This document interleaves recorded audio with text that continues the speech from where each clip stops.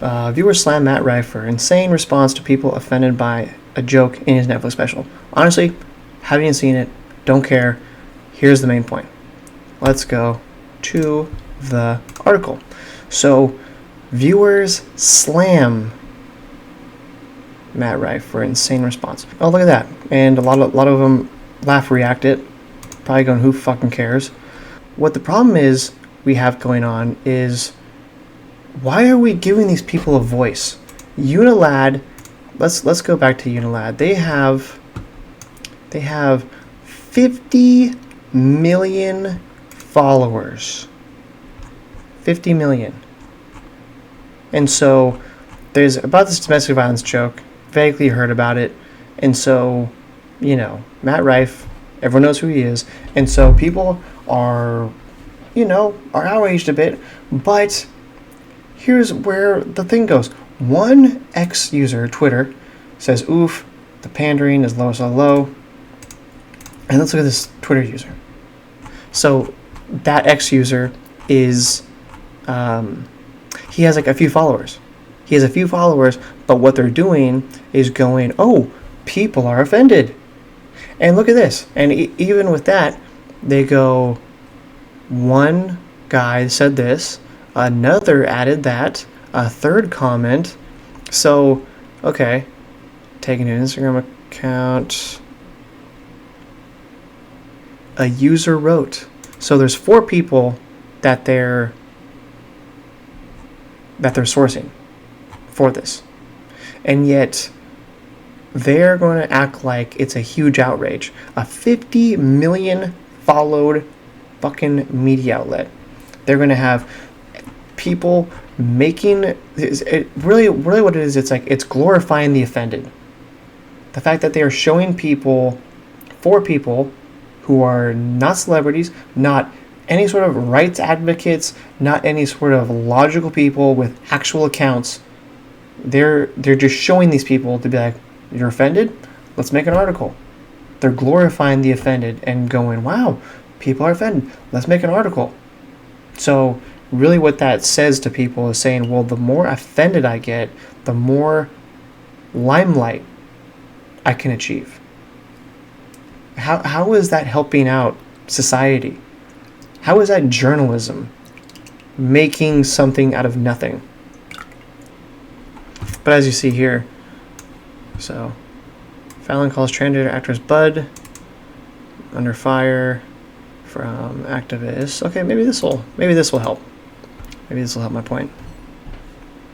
Calls him Bud. Holy shit! Big outrage.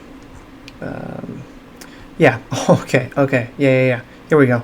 So there's outrage. Causes uproar. When you think uproar, wouldn't you think like a valley of people with pitchforks and flaming torches? Okay, so we have one person. And who is this person? Okay.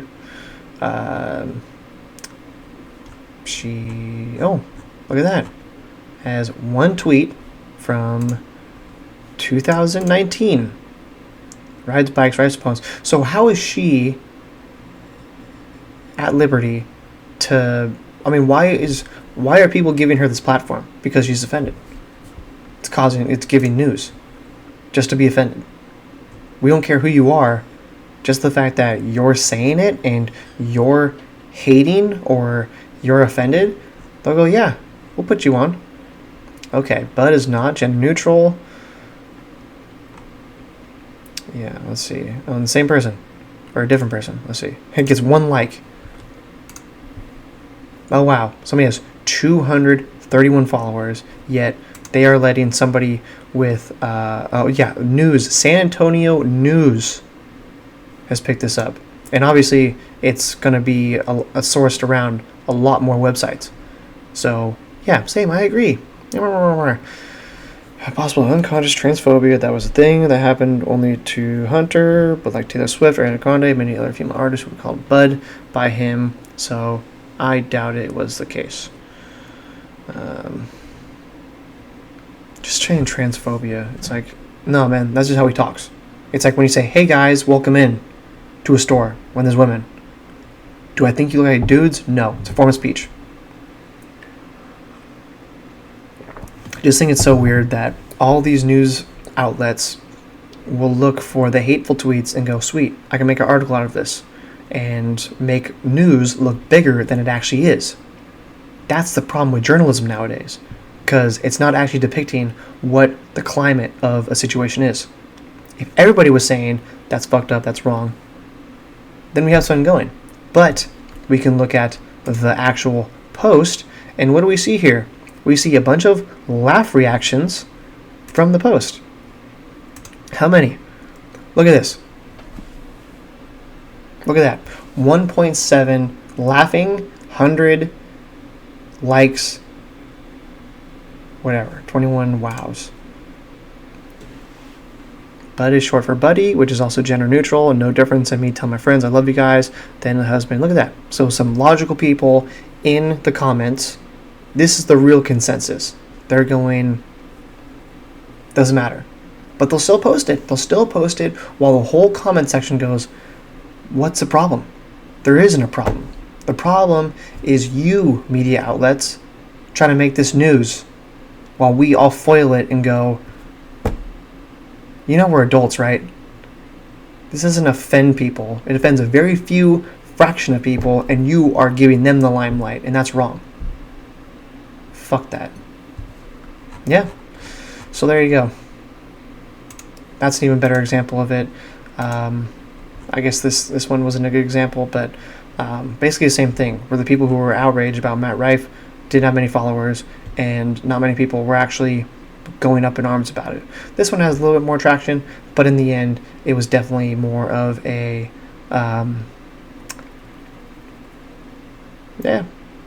more offended, but you have a lot more people kind of coming to the side of, hey, it's comedy. If a joke doesn't work, a joke doesn't work. But this isn't the guy of somebody who's beating somebody up, beating his girlfriend up, and bragging about it on stage. Can we all not grasp that?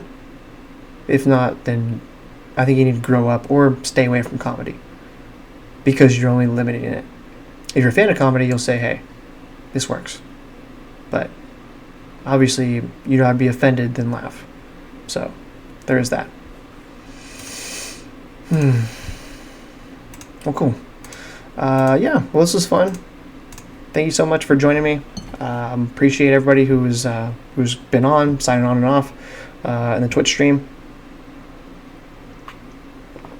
I take these clips, break them down into smaller segments, so if you like what I've been doing, like the entertainment, go to my YouTube channel at Petorius Podcast and subscribe, because I'll condense these in smaller clips, more edited, and you can kind of see it in short form and, more digestible to a lot of people. So, yeah, thanks for coming on, and hopefully see you soon. Take care.